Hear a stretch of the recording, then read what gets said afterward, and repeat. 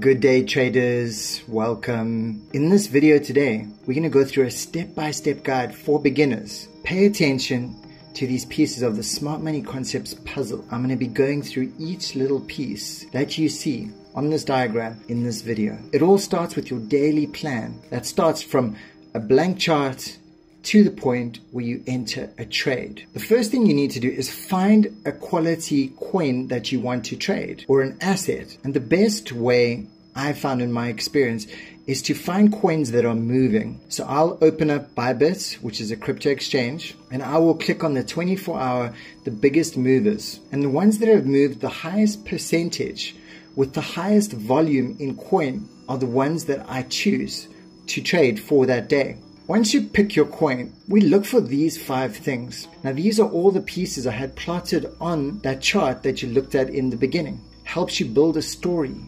We start with a blank chart. What you want to always do when you get to your chart is look at it at the higher time frame analysis. The daily, the weekly, 4-hour, 1 hour. When you look at it from a higher time frame, it's a much stronger indication and you can get much clearer information about the direction of the trend. So we start with the market structure bias. As you can see over here, price is on an uptrend with these breaks in structures. And then we have a change of character. This is the point where the market is starting to change direction from buyers into sellers. You can see there's a weakness in the uptrend. High, high, high, high, high, low, high, low. And then all of a sudden we got our lower low over here. Get this break in structure, it leaves behind an order block, and this becomes our entry point. And then we get these multiple break-in structures as it changes the trend. Here we got a downtrend into change of character, then uptrend. So we get these break-in structures to the downside, which is showing that there's strength in the selling side of the market. Then over here,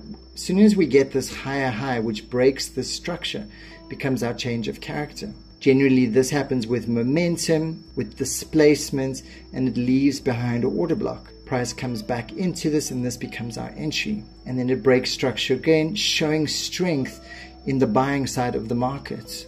Higher time frame clarity really helps us with our directional bias.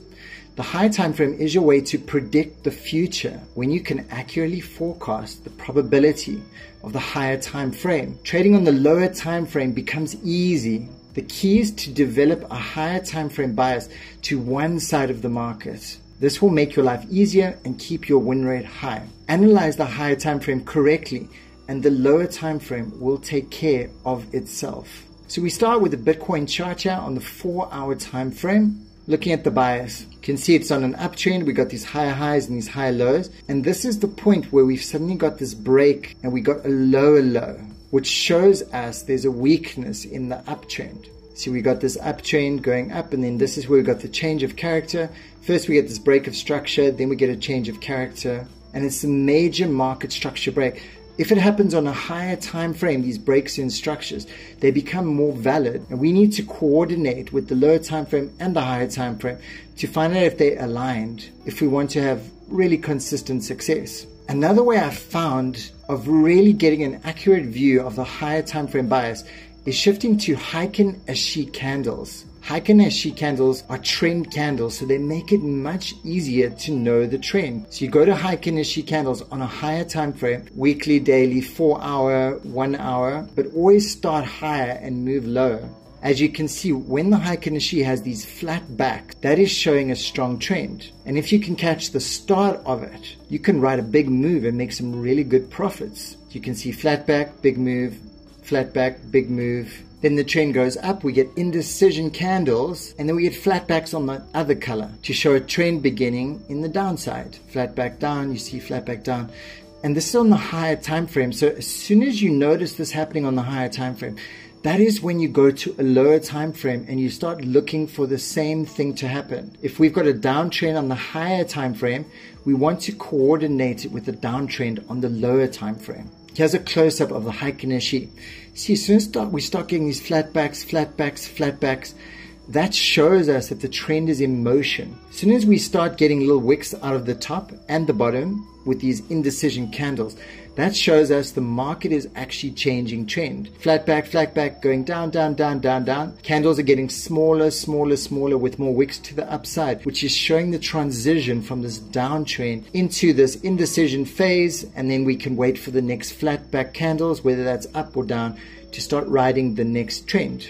We can see a break in structure over here on this downtrend. With displacement, look at this big candle. This leaves behind an indecision candle order block, and this becomes a potential sell entry. We would also have an imbalance over here. Now we got imbalance plus order block, which acts as strong magnets that price will come back into this zone. If price does, then we will look to take a short entry. Number 2, the contraction points. We look for simultaneous higher lows and lower highs in order to get this squeezing of price, followed by an expansion. We want to do this on a higher time frame. So daily, 4 hour, 1 hour. Contraction points show us the market maker's balance point for their books. Helps us orientate in the market framework. The contraction zone gives us all this information we need. The next phase is when price expands out of the contraction zone. And there are 2 types of reactions outside of the contraction box. Number 1, we've got a multi-leg expansion. Number 2, we've got a direct breakout expansion. The multi-leg expansion is when price breaks above and then breaks below. As soon as it breaks above and below, activates a contraction line, signifying that as a confirmed contraction box. The second type is the direct breakout expansion. We have price constricting into this contraction zone and it breaks out, but it just breaks out into a trend, stops the trend and then creates another box. When we get this direct breakout, we call this a minor box. We do not make it blue, it stays just as a minor contraction, and we mark a line through it, becomes a strong resistance point, but it doesn't act as a point of origin. We need to get this break up and break down for it to be a major box, and then it validifies this as a point of origin level. Here's another examples of these direct breakout expansions. So price constricts, it breaks out into a trend. Once it stops the trend, it goes back into contraction. If it swings up and swings downwards, a multi-leg expansion, then becomes a major box. So minor boxes act as strong support and resistance. So do major boxes. The only difference is major boxes act as point of origins where we can look to determine the bias of the market and our entry points. When we have a higher time frame contraction point, this can be a strong indication for a bias. If this was the 4 hour or the daily, you can see we've got a multi-leg expansion out of the contraction box. And what we want to do is want to notice where price settles. If price settles above the box, that means on the lower time frame, we're going to be looking for long positions. If it settles below, we're going to be looking for short positions. Our best positions to enter the trend will be right after this point of origin, this value line. So if we're looking for longs, as price breaks above and we can see strength in this zone or a settling of price in this area, we are confident that we can go into a lower time frame and look for long entries. The closer we can get to the entry, we call this a grade A setup. Closer we can enter along this value line, the higher our risk to reward will be. Anything entering any point after this and further down is a grade B setup. Here's an example of a 4 hour contraction bias. We found our contraction zone, which I'm going to give examples a little bit later on in the live markets. We mark this zone and we can see, look how price respects the zone. As soon as price broke below this zone with this engulfing little momentum candle, and you can see it hits up, rejects, that would have been our sign to go into a lower time frame and start looking for short positions. Then it broke down and then we got this massive rejection wick, even clarifying that it's on a downtrend. And look how price respects, drops down, comes back to this point, drops down, then it breaks above, comes down, settles above, and breaks above. So you can see price is respecting this zone. First, price was driven downward into sell positions, and then it broke above and it became long positions. Then we go to a lower time frame. We start looking at these contraction levels on the lower time frame for our entry bias. Now, our entries are going to be counter trend entries. This is how the market makers manipulate and actually liquidate people, because they trick them, making you think price is going to go down, but it actually whipsaws and goes up. once we've clarified in our higher time frame contraction that it's settling above the line on the higher time frame, we've confirmed long entries. Then we come down to a lower time frame, like a 15-minute, and we look to enter long whenever price is below the contraction line. So for instance, we get this breakdown, break up, becomes a multi-leg expansion. We would look to enter our longs underneath the value line on the lower time frame. Once we clear on the higher time frame bias, we look for entries on the lower time frame. For instance, over here, we've got our daily Bitcoin chart, and we can see we're using Heiken Nishi candles. If you look closely, you'll see the flat backs. These are strong indications that price is moving in that trend direction. And if we move to a lower time frame over here, we can look for entries. And then we mark out all our contraction boxes and contraction lines on the lower time frame. Every time price was below it would be the entry, as you can see. Number 3, break in structures, change of characters, and order blocks.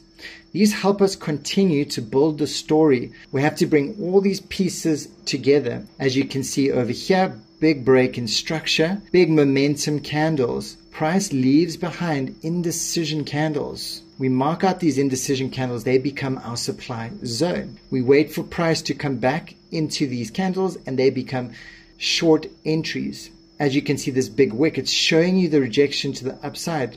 Big wick showing you the rejection to the upside. We get our higher time frame bias, and then we start looking for break-in structures to just get more information about what's going on in the market. As price breaks down over here, we get our change in character. It leaves behind another indecision candle. We mark it out, and this becomes our demand zone. Wait for price to come back into the zone. This becomes our entry. Or we could have taken a confirmation entry on the second point over here. Here's an example of the change in character. Whenever we get change in characters or strong break in structures, we look for the indecision candles that are left behind. These usually become strong zones, especially if there was a big move. Can you see this momentum? And price likes to mirror itself. Upward move here, big drop here. Price likes to mirror. So where we got this big up, we've got this big down. Here's another example of a break in structures that leave behind order blocks. We got this break in structure here, another big break in structure, leaves behind a nice indecision candle. We mark it out, becomes our demand zone. In this instance, this is block to block trading. But if we had to zoom out and get our bias and combine it with this, it would really give us confidence in knowing where the market is moving. Here's a bearish example of displacement and momentum with break-in structures. Breaks in structure, clear high volume candles. Indecision is left behind. We mark it out, becomes our supply zone. Here's our bullish example. Massive displacement candle, momentum, volume. You can see how the buyers have outweighed the sellers in these candle structures. This lets us know that there is volume here. We mark out the indecision candle. This becomes our demand zone. Indecision candles, these are contraction zones, especially the ones on the higher time frame, which represent strong levels, especially when followed with displacement, which confirms the big orders being placed. So as soon as you start to see lots of wicks and little bodies, these are always my go-to candles for selecting good order blocks. It is showing an equalization of buyers and sellers, an indecision in the market, and it is usually followed by expansions. In this example, we want to mark out the breaker structures, the change of characters, and the order blocks on your chart. And these become the framework and structure of the market that you use as a guideline. Here's a diagram of what you're looking for. So price will go into contraction, then you'll have a break of structure. When it's a big displacement move with volume, it'll leave behind imbalance and supply zone area. Mark out the indecision candles and the imbalances. It's going to go up, tap into supply zone, come down, tap into demand zone. You will see these signals all over the chart. Break-in structures, imbalances, indecision candles. We want to combine them all close together. Number 3, liquidity levels. These are the levels where the masses place their stop losses. These are inducement levels, usually occur at swing highs and swing low points. Whenever we get these swing high, swing low points, you'll notice these big wicks. They're reversal wicks. They're also letting us know there's rejection to that side. So if the wick's pointing up, it's rejection to the upside. It's pointing down, it's rejection to the downside. These are the levels where the masses are placing their stop losses. And these are the best entry points because these are the levels where there's lots of liquidity resting. And these are the best places to get good entries. As you can see, we've got the contraction zone. Price is whipsawing. We've got these multi-leg expansions outside the contraction zone. Each time it crosses this expansion line up and forms a high and down, we mark out the highs, and these become liquidity zones, which we can start to look for entries and exit points from our trades. Here's an example. Price goes up, it expands above the box, it expands below the box. We got this multi-leg expansion. At each high point, we mark a liquidity line. It breaks, we mark it breaks up, we mark it breaks down, we mark it breaks up, we mark it. And these become the liquidation points that we start to look for entries. When price has expanded above and below the contraction box, you get confirmed liquidity points at the swing high and swing low. Here they are, liquidity, swing low, liquidity. And notice that all these liquidity points, we've got these big wicks. This is showing us that these liquidations are happening. In combination with everything else we've done, mark out the liquidity lines on your charts. Mark out the point of origin and then the liquidity lines as they're going. And these become great barometers to know that price is going to break above that level. Because as price moves further away from this point of origin zone, price expands out in this wave-like structure, getting bigger and bigger swings. Before we go any further, smash that subscribe button so I can continue to bring you high-value trading knowledge. Trading is a game of probabilities and reaction to those probabilities. We can never predict the exact future, but we can react when price gets to the sensitive levels. And these are all the levels we mark out on our chart. Number 3, imbalances and fair value gaps. These are magnets. After price expands, we get this break in structure. And you can see this imbalance in price from the buyers to the sellers. This imbalance are areas where price likes to come back to drink up this liquidity. I always see these as little liquidity pools. And when price shoots past them, it's always got to come back, drink it up, and then continue in its direction. When you see a demand zone next to an imbalance, this can act as extra confidence. Price is going to be coming back into the zone and tap into this demand zone. So this area increases the likelihood that this is going to be a valid order block. We wait for price to mitigate the imbalance and or tap into the demand zone. Then we start looking for entries. Here's another example. We get this break in structure, imbalance, break in structure, imbalance, and order block. Price goes up, taps into this top order block, then comes down and taps into this order block. So it just shows how these areas become magnets for the price. Where do we find imbalance in the market? And what does it look like? As an example of healthy price action. Price moves up and we can see the wicks crossing each other. There's no gaps in the candles. Over here we've got imbalance, where we've got this big displacement candle and it leaves this gap, fair value gap, between the wicks. And this is unhealthy price action. These are the imbalance areas that act as magnets and we can mark them out on our chart. Imbalances in combination with demand zones. If you see an imbalance and a good demand zone nearby each other, this acts as a stronger validity. Price is going to come back and drink up this liquidity. Once we plot all these signals on the chart, it helps us build a story of the behavior of the market and gather a probability bias as to where it's going to go.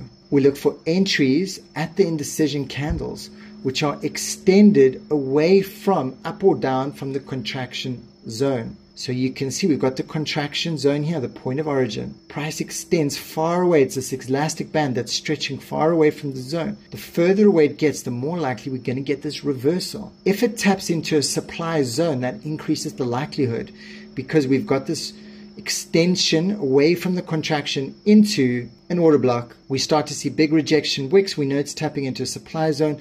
We know that it's got a reverse because it's stretched far away from the point of origin. So that becomes a confirmed short entry. Same thing happens here. Price extends far away down, down, down. We get this massive rejection reversal candles, these indecision candles, they let us know that there's reversals happening in the market.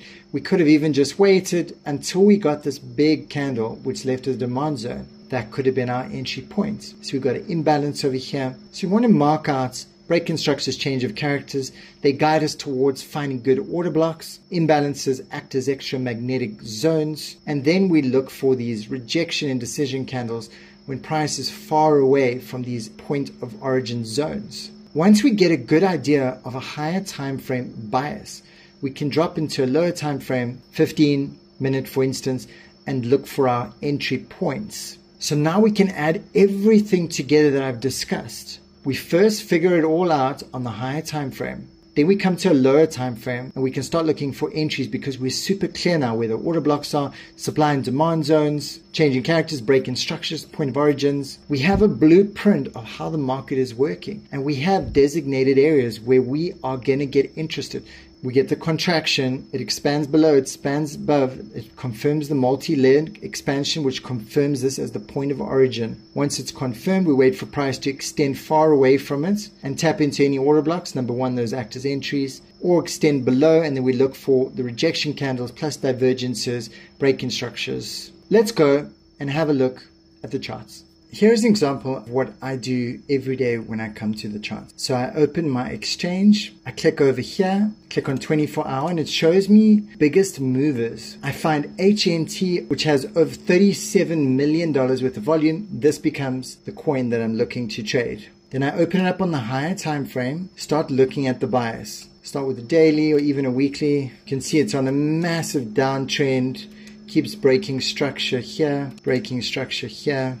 So let's go to the daily. So we know weekly is on a downtrend. That's super easy to figure out. On the daily, we got break-in structures. But what we've just had over here is we've had this change in character happen on the daily chart. So we go to even a lower time frame. We go to a 4 hour. This is showing us that there is a shift in momentum on a higher time frame, which is, so we're on our 4 hour zone. Now we're looking for contraction points. You can see price is constricting really tight over here.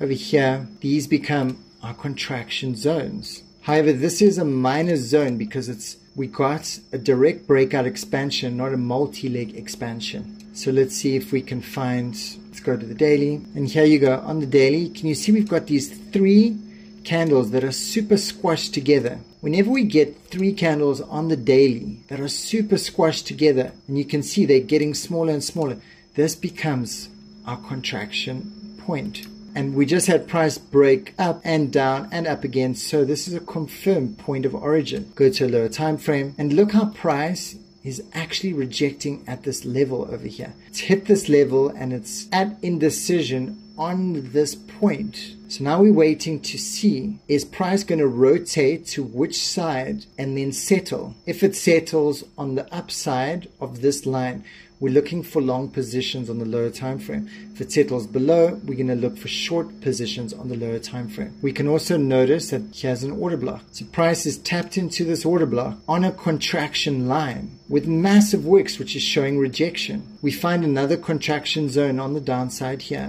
You guys starting to see how to mark these out. Then we get price breaks above and below, confirming it as a point of origin line. So now we've got 3 very strong support and resistance levels where we can look to take trades off of. We can see over here as well, we've also got an order block that coincides with this contraction zone. So these would be the areas where I'd be looking to take trades off of. Then we got this break-in structure with this big momentum candle, and it leaves behind an indecision candle over here. So there you go, we've got 3 levels. We want to take in mind these break-in structures, which show us the strength of the market. Demand zone, supply zone, supply zone. So now we want to observe what's going to happen. If price continues to reject this level, we can go into our 15-minute chart where we can start looking for entries. So when price comes to these levels, that is where we want to start looking for entries on the lower time frame. But this center one is our daily level, which is one of our strongest origin zones. And when we come onto a lower time frame, 1 hour, we can see price is hitting this order block and contraction zone, and it looks like it's actually breaking below it. if price settles underneath this line, confirmed candle on a higher time frame like a 1 hour or 4 hour, that is an indication to start to look for short entries. We've also got imbalance over here, imbalance order blocks. So we know that at some point price is going to come back down. We got imbalance, contraction zone, and order block all waiting down here. So if we can see this rejection, we've had this rally base. Chances are we can get a rally down now to fill in this liquidity, come back to this contraction zone so the higher players can balance their books and tap into this order block to fetch. So you start to see how we can put all these pieces of this puzzle together. I decided to enter into a short position here. This is the exact chart I was just showing you. We've got this daily origin line here, and we can see price is rejecting. So guys, price is finding massive rejection to this daily contraction zone. So we go into the 4 hour, and it's also tapping into a supply zone over here. Go into the 1 hour, and can you see that price is finding rejection under this zone, this point of origin line, at the same time tapping into a supply zone. So I entered into a short position. I only entered into a $2 position, but I'm just doing this as an example to show you, since this was the chart we were breaking down a few minutes ago. We've got a rally base into a supply zone. If price continues to settle underneath this daily zone, that is letting me know there's going to be a short market. If we zoom a little bit further down, we can see there's an imbalance over here. We know imbalances are magnets for price, as well as this demand zone. So there are two confluences that let us know that this could be bringing the price down here. But it's all based on whether it stays below this daily contraction point of origin line. So far, it looks like it's going to. This big rejection wick shows me that there's liquidations happening. This is what gave me a lot of confidence. When I saw this rejection wick, it shows me there's big reversals happening on the higher time frame. And we've marked out our contraction zone. Two very strong confirmations, as well as hitting a supply zone on the higher time frame. Imbalance down here. All these little pieces of the puzzle are starting to come together to form our bias. Everything I went through in the video, I'm taking through. So I don't know how long this will take. I'll keep filming little snippets to keep you guys in the loop. Just checking on the trade. It's been about 20 minutes later, and all is looking good. It looks like we've got a nice pin bar rejection to this contraction line. Still just observing it, but it looks like it's on its way back down. So we'll keep you guys in the loop. This would be my setup. I entered on the contraction. My stop loss would probably be above here as the highest point, and my target would be the next contraction line or this indecision candle by this demand zone. So if all goes well, this will be quite a big move actually. Otherwise, you could take profit down here at this order block before this last displacement over here. This coin has moved 34% today. It shows you there's a lot of volatility, a lot of liquidity, almost 2% in profit. If we get down to here, this could be a fantastic target actually for a short-term trade, which is 7%. On 10x, that's 70%. So we have a new contraction box forming on the 15 minutes. But since it's underneath this daily contraction here, our bias is going to be short. So our best short entry would have actually been up here. So here's the HNT graph. Just thought I'd bring it onto TradingView and have a more of a detailed breakdown of it. So look at what I've done, guys. This is the exact one. We're in the trade live now. As you can see on the 4 hour, we're finding resistance on this daily contraction zone. Contraction zones are very strong support and resistance levels, and if we look at this massive rejection here, we can see there's rejection to this whole zone area over here. Looks like it's losing strength, so I entered my short position over here. And let's go have a look at my breakdown of this. You can see these are all the contraction zone points, and these all become very strong levels where price is going to hit at some point. So we can take trades off of these levels, or we can use them as targets. There's imbalance over here, which means price, it's got to come fill it. There's a contraction zone, an imbalance, and a demand zone in this sphere over here. So this becomes a very likely magnetic area where price will be pulled back down to. Can you see the imbalance? It's from the end of this wick to the end of that wick. There's this big space in between this candle. Those are imbalance areas. got a change of character here, got imbalances marked out, I've got liquidity lines up here and up here, which are possible targets. It can come down to here, then come up, back up to here. And based on this, gives me a very good understanding of how I can take my trades. And then I go to a lower time frame and I can do my entries on these levels that I've selected. Back to the trade, it looks like it's going to break down further. Everything's looking good in this trade so far. See over here we've got this big displacement wick. So chances are price likes to mirror itself, that we could just get a big drop from here straight into our target over here. Okay guys, still watching this trade. Looks like we're getting quite close. We might see a nice big move here because you can see on this side it's a big move. Generally likes to repeat, so I'm pretty sure that it's going to make this big move and then it's going to tap straight into, there we go, come on, come on, come on, come on, come on, you can do it. Just give us a nice push to the downside. It's just got to get past this level. It's always good to check all your time frames. 1 hour, 1 day, big rejection, wow, and boom guys, target has been hit. What a successful trade. Let's have a look over here. 75%, not bad. I'm so glad we got to do the breakdown together and the trade together and successfully a winning trade.